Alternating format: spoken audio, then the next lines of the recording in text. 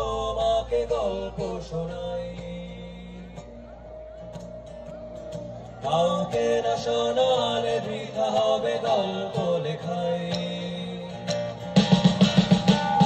চুপ করে বসো, তোমাকে গল্প শোনাই,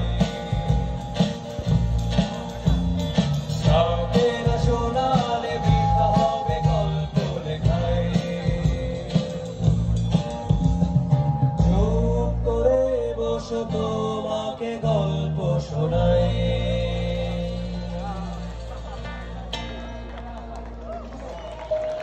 Thank you.